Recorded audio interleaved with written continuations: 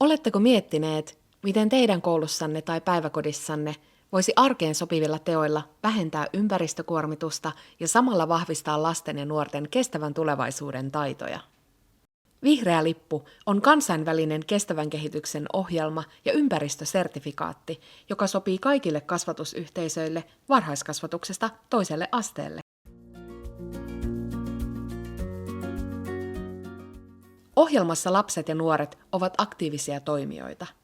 He suunnittelevat ja toteuttavat projekteja esimerkiksi energiaa säästäen, ruokahävikkiä vähentäen tai yhdessä luontoa tutkien. Tavoitteena on, että jokainen lapsi ja nuori oppii vaikuttamaan ja tekemään konkreettisia muutoksia omassa ympäristössään.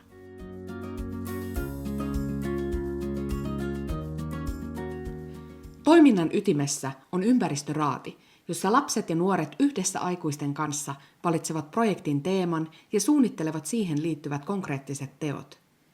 Teemana voi olla esimerkiksi vesi, energia, terve elämä, ilmastonmuutos tai luonnon monimuotoisuus.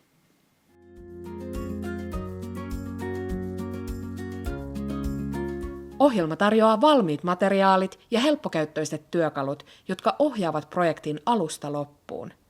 Myös silloin, kun ohjaava opettaja ei ole kestävyyskasvatuksen asiantuntija.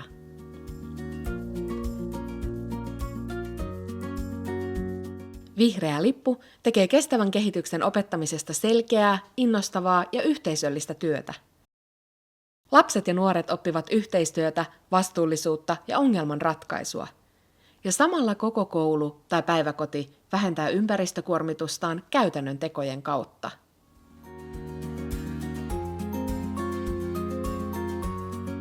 Kun yhteisö toteuttaa laadukasta ja tavoitteellista kestävän kehityksen työtä sekä täyttää ohjelman kriteerit, sille myönnetään vihreä lippu-sertifikaatti.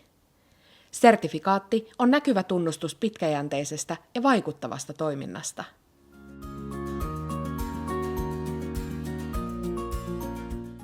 Haluatteko tehdä kestävän kehityksen työstä luontevan osan arkea?